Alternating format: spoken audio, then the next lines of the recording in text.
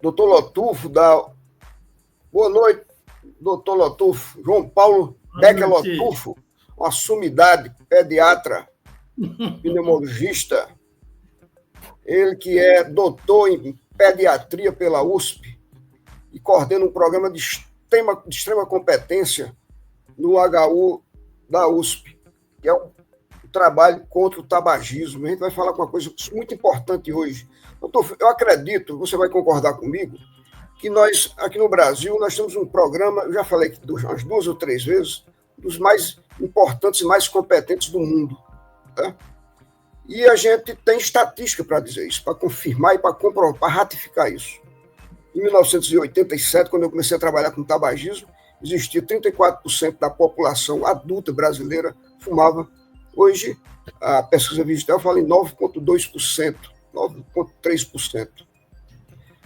Mas, doutor, quando a gente estava achando que estava ganhando essa guerra, a gente estava comemorando isso, de repente chega um novo inimigo para a gente combater, que é o cigarro eletrônico.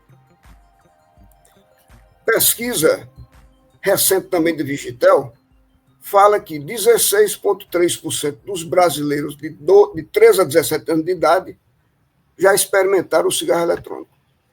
O que chama atenção nisso tudo, Lotufo, é que o cigarro convencional ele é liberado. Você pode comprar em qualquer esquina. E apenas 9,2% dos adultos fumam hoje. Enquanto que o cigarro eletrônico é proibido a sua comercialização, a sua publicidade, a sua importação. E 16,8% dos jovens de 13 a 17 anos de idade andam experimentando o cigarro eletrônico. O que é que está acontecendo, doutor? Eu costumo falar o seguinte, presta atenção, nós somos competentes quando nós produzimos uma reversão de mentalidade na população adulta do Brasil. Isso foi a base, o esteio que promoveu essa redução consistente do consumo de cigarros. Mas nós não fomos tão competentes em fazer esse mesmo remodelamento na mentalidade dos jovens brasileiros. E por isso que 10 de cada 10 novos fumantes, 9 são também adolescentes. Doutor, fala um pouquinho disso e fala também do seu trabalho. Fica inteiramente à vontade, doutor. Ok, muito obrigado pela oportunidade, agradeço de estar do seu lado aqui. E, na verdade, a gente precisa tomar cuidado para a gente não perder essa luta, né? Porque a gente vinha ganhando, como o senhor mesmo falou. Agora, eu, quando fui a uma escola de jovens aí e tal, eu perguntei para eles por que os seus avós fumavam. E eles falaram porque é sexy, porque era chique, porque tinha o glamour do cigarro, socializava, né? Achavam que não fazia mal e achavam também que não viciava. E eu perguntei, por que o jovem hoje usa cigarro eletrônico? Eles não souberam responder, mas eu respondi. Porque é chique, porque é sexy, porque tem um glamour, porque socializa, exatamente a mesma coisa. Acham que não vicia e não conhecem os problemas de saúde causados pelo cigarro. É a mesma situação dos nossos avós na década de 50. Então, a indústria sabe como manipular isso daí, né? Então, o cigarro eletrônico ele foi lançado com um marketing muito forte para os jovens americanos. O que acontecia? Os jovens americanos, lá nos Estados Unidos, houve um marketing forte para o acampamento de verão das escolas americanas. Acampamento de verão lá é como se fosse o nosso carnaval. Seria a mesma coisa do que o Vapor está fazendo a propaganda no carnaval aqui, patrocinando o nosso carnaval, que é o que a cerveja faz, né? Do outro jeito. Então, isso entrou com uma coisa muito forte por lá, e até dezembro de 2019 a gente teve lá milhares de internações em jovens com problema respiratório e 67 ou 68 mortes e um caso de transplante pulmonar. Por que a gente fala até dezembro de 2019? Porque depois disso veio o Covid. E aí o processo inflamatório do Covid acabou encobrindo aí o processo inflamatório do pulmão dos jovens e ficou aí, perdeu-se um pouco o controle. Então, acho que até o Covid ajudou no aumento do uso de cigarro eletrônico, né? Porque não se falou mais do cigarro eletrônico, falava-se só do Covid.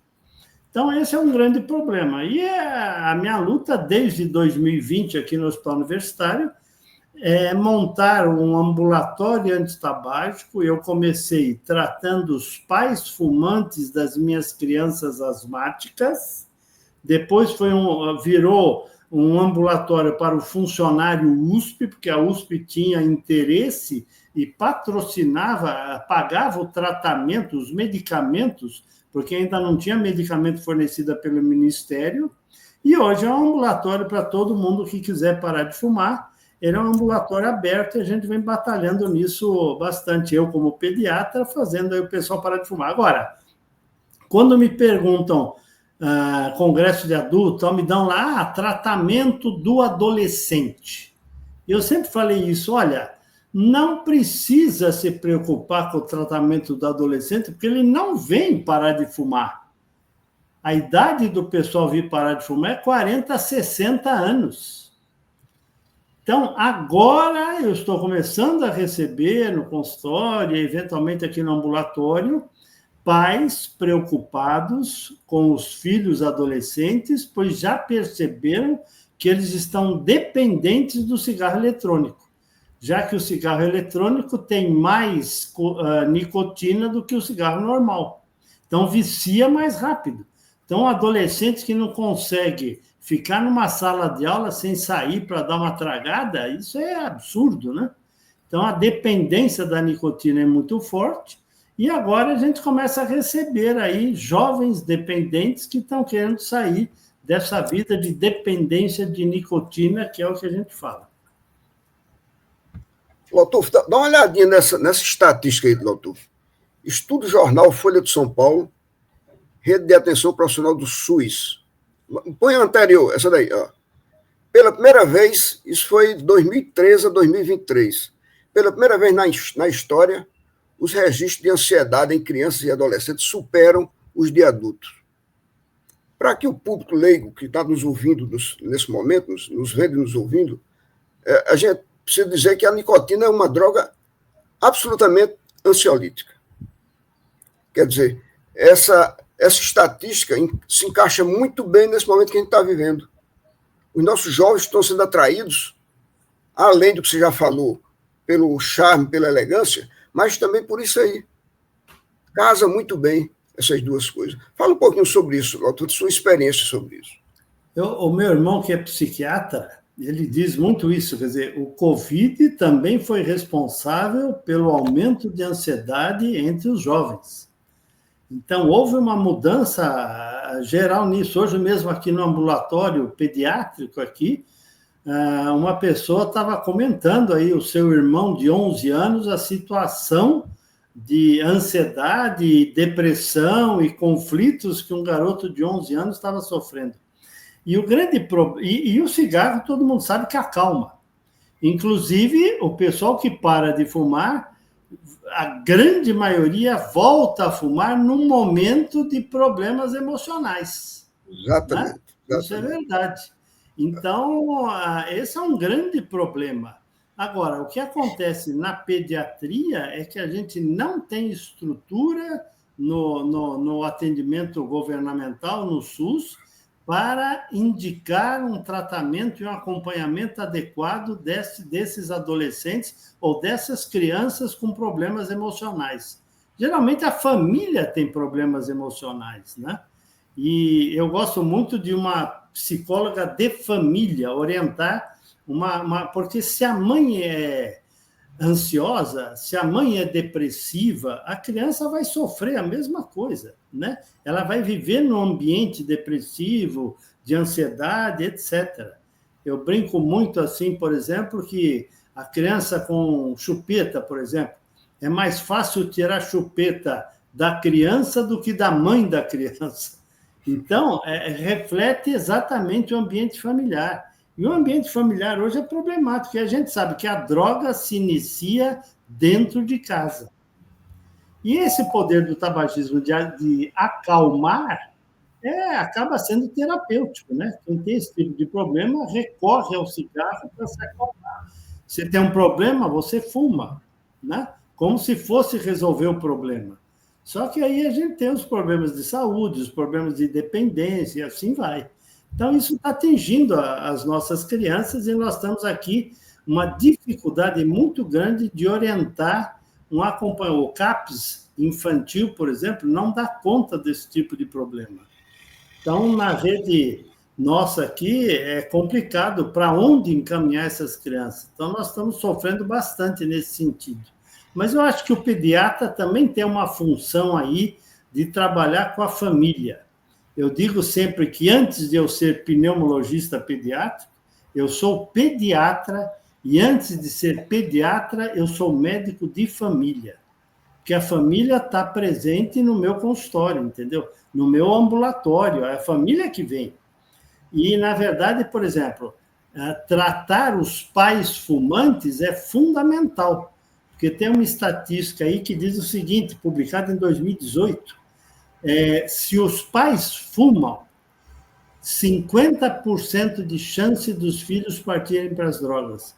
Se os pais não fumam, 2%. É uma diferença absurda. Então, o pediatra tem que atuar no tratamento e na cessação de tabagismo dos pais. Isso é fundamental. E o álcool, a mesma coisa. Se os pais bebem, 25% de prevalência de droga nos filhos. Se eles não bebem, 1%. Essa medida é extraordinária. Então, o pediatra tem que trabalhar com a família. Isso é extremamente importante.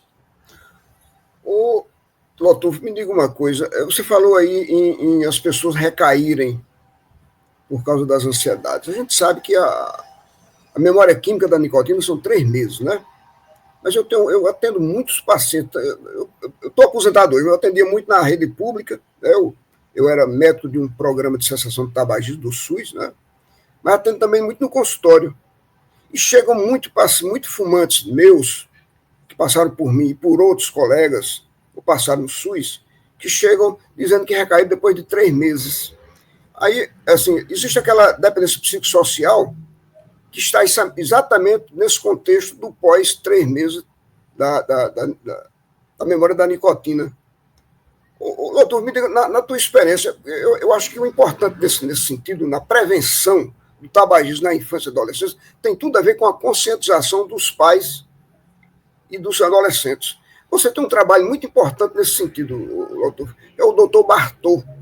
Fala um pouquinho sobre esse seu projeto, doutor. Pessoal entende. Veja, esse projeto do Dr. Bartô foi um personagem que, para a criança, é muito importante você ter um personagem, né? E, na verdade, eu trabalho muito com o que a gente chama aconselhamento breve na consulta. Ou seja, você tem que gastar um tempo da sua consulta conversando sobre os problemas. E o tabagismo é um problema muito grande. Vou dar um exemplo. Por exemplo, tem uma doença na pneumologia pediátrica, que você conhece, que é a fibrose cística. Dá 1 para cada 10 mil nascidos vivos. 1 para 2 mil na raça branca, 1 para 17 mil na raça negra, fazendo as contas, dá mais ou menos 1 para cada 10 mil. Em 10 mil pessoas, eu vou ter 1.000 tabagistas. É um troço absurdo, muito forte. Entra agora aqui, por exemplo, a dengue. Nós estamos aqui, 8 municípios em São Paulo com dengue epidêmica, ou seja, mais de 300 casos para 100 mil, a gente tem epidemia. Em 100 mil adolescentes, eu vou ter aí um número absurdo, milhares de jovens iniciando aí no cigarro eletrônico, iniciando no cigarro normal e assim vai. A gente sabe que quem começa no cigarro eletrônico, em pouco tempo vai estar usando também o cigarro comum. Enfim, o Dr. Bartô trabalha ou no consultório, a gente tem um material lúdico para as crianças que a gente distribui. O Marcelinho Miado e a Névoa Assassina fala sobre o tabagismo passivo. Meu tio ficou Banguela fala sobre o tabagismo ativo.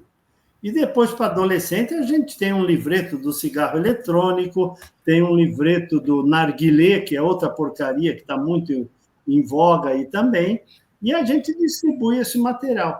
E o grande trabalho do Dr. Bartô é ir para os municípios, fazer um programa, uma semana de prevenção de drogas, para dar um start na cidade, para que o trabalho seja contínuo na cidade. Todos nós sabemos que você ir a uma escola fazer uma palestra tem eficácia quase zero, porque entra por um ouvido, sai pelo outro e acabou. Não. Eu estou indo essa semana agora para o município de Pompeia, um trabalho patrocinado pela fundação da empresa Jacto. Eu já fui o ano passado e estou retornando agora, então nós estamos levando teatro infantil, estamos levando palestras em sala de aula, uma equipe que faz palestras em sala de aula, e estamos levando também um teatro para adulto, que é o João Signorelli, meu parceiro que faz, meu amigo, que fala sobre a ética de Gandhi. Ética é uma coisa que está faltando, tudo para plantar semente para que eles continuem o trabalho de prevenção. Então, por exemplo, eu falei lá em janeiro de 2024 para 190 professores, durante 2 dias, ensinando os professores a fazerem o aconselhamento breve. Porque não adianta eu ir na cidade uma vez e ir embora no dia seguinte e acabou. Não.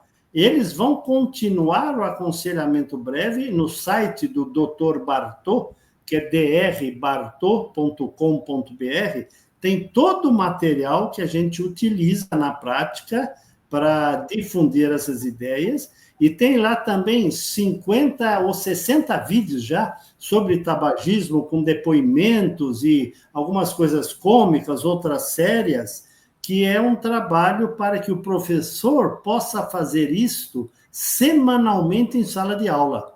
Então, por exemplo, você pega um professor de matemática, antes da matéria dele, de começar a aula dele, ele passa um vídeo de 2 minutos e discute aquele assunto 3 minutos.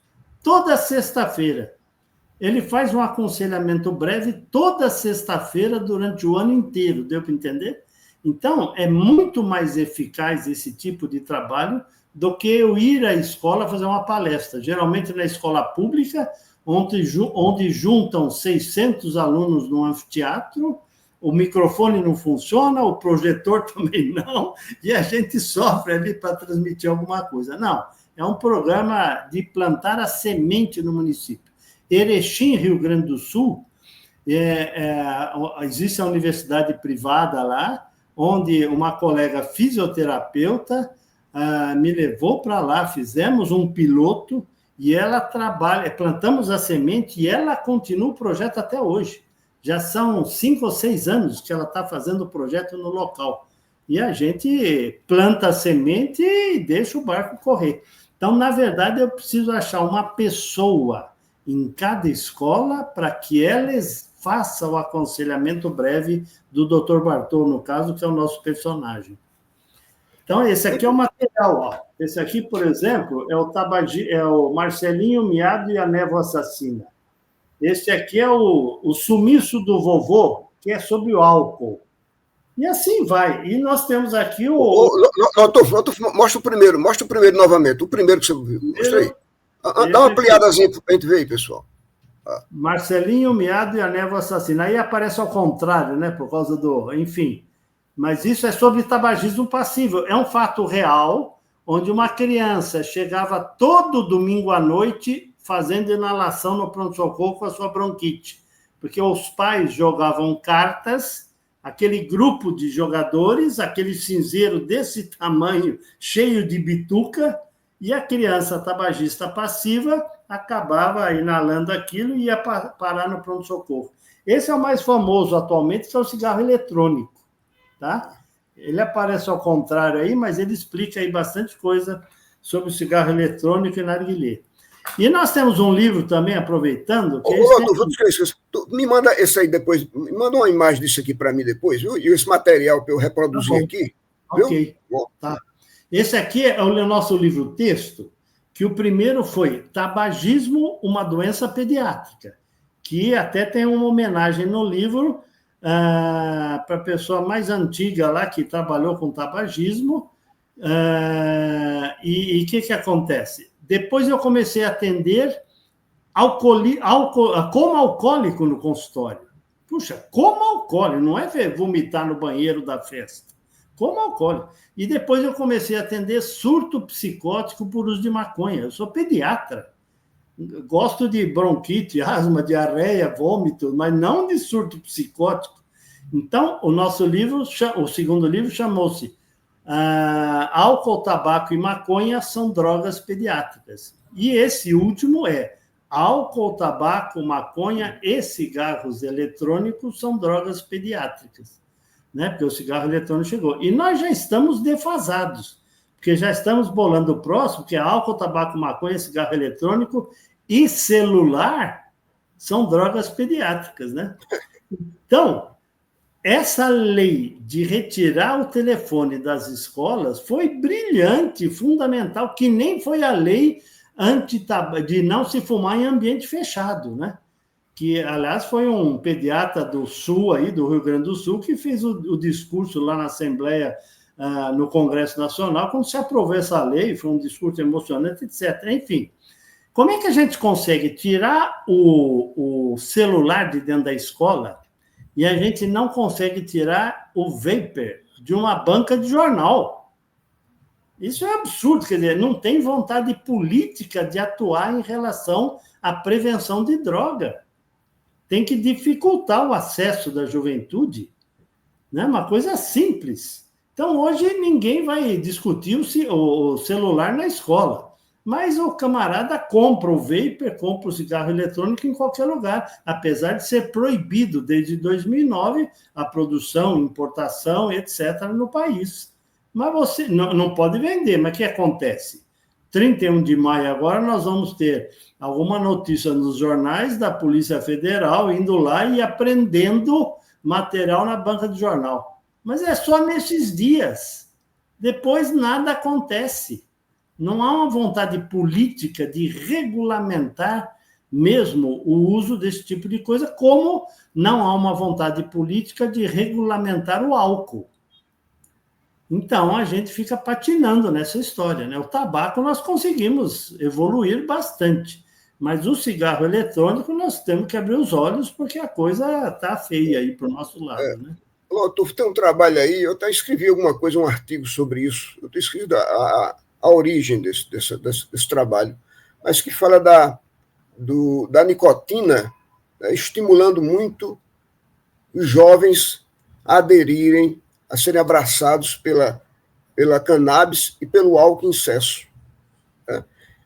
A gente tem um comitê de combate ao tabagismo aqui na Paraíba, e lá nós temos pediatra, nós temos professores da rede pública e privada, tá certo? E a gente está com a ideia, doutor, de fazer um trabalho para que esse pessoal passe a transmitir nas escolas a nossa intenção de conscientizar esses jovens e os pais de jovens. A gente tem que trabalhar os formadores de opinião desses jovens, professores e pais de jovens. E também a pediatria, a Sociedade de Pediatria aqui, ela está integrada no nosso comitê. A gente quer conversar com os pediatras para conversar com os pais. Eles têm esse contato direto com os pais. Seria muito interessante essas informações pudessem repassar de uma maneira bem benéfica para a nossa sociedade. Só que o médico não é uma pessoa muito fácil de abraçar essas coisas. Então, eu sugeriria o seguinte, por exemplo, no ambulatório, no posto de saúde, eu posso ter uma enfermeira que faça isso na sala de espera, por exemplo, do ambulatório, entendeu? Porque o profissional médico, com 15 minutos para atender um paciente, ele vai ter pouco tempo para fazer o aconselhamento breve. Eu fiz ontem aqui uma discussão com um menino de 13 anos, que eu faço para mostrar para os residentes como a gente atua, né? Em 10 minutos, eu tive uma conversa com ele brilhante, um rapazinho brilhante, ele sabia das coisas e tal, mas tinha uma autoestima muito baixa, que por problemas familiares, etc. E ele é um camarada com alto risco de partir para as drogas, por causa dessa autoestima dele baixa. Então, esse aconselhamento breve foi para aumentar a autoestima desse garoto e nós vamos reconversar quando ele voltar ao ambulatório. Existe um trabalho de uma enfermeira que fez 5 ligações telefônicas para um grupo de pacientes. Com 5 ligações telefônicas, ela conseguiu a cessação de 30% de tabaco e 18% de bebida alcoólica. 5 ligações telefônicas. Se eu faço, no primeiro ano de uma criança, 8 consultas de puericultura, eu tenho 8 oportunidades de fazer um aconselhamento breve e conseguir isso também. Só que o médico não faz isso. Ele está mais interessado lá na dieta, no leite, etc. e tal, e no grande problema de saúde, que é o risco das drogas, né? Ele não se detém nesse assunto.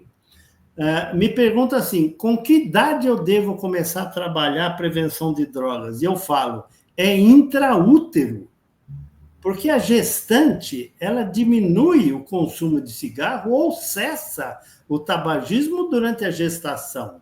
Embora o obstetra não tenha falado muita coisa, ele só fala, olha, você precisa parar de fumar, viu? Mas como ela vai parar de fumar se ela é uma dependente de nicotina? E ela diminui ou para de fumar, mas o que acontece? Quando nasce a criança, o obstetra não gastou 1 minuto para dizer para ela, olha, você ficou aí 5, 6 meses sem fumar, não mate a saudade do cigarro, porque se você fumar vai acordar todos os receptores de nicotina e você volta a fumar no dia seguinte. E na prática é o que a gente vê, né? Então, o médico é difícil, a gente precisa de um auxílio da equipe que trabalha junto com a gente para ela exercer um pouco essa função. Essa é a minha opinião nessa história, né? Muito bem, doutor Lotufo. Excelente a sua participação nesse nosso programa. A gente precisa trabalhar com mais afinco, com mais consistência, com mais persistência na questão da criança e do adolescente. Eu gosto de falar nas minhas entrevistas que, se persistirem esses dados do consumo de cigarro eletrônico hoje, nós vamos ter uma pandemia lá na frente de hipertensão, infarto e AVC. Essa é que é a realidade. Doutor Lotufo, muito obrigado pela sua participação, um grande abraço. Me manda esse material para eu reproduzir aqui, viu? Legal. Um grande abraço, obrigado. E qualquer dia vamos à Paraíba aí para vamos sim. Ajudá-los aí nesse sentido, tá bom? Produção Portal Desacato. Realização Cooperativa Comunicacional Sul.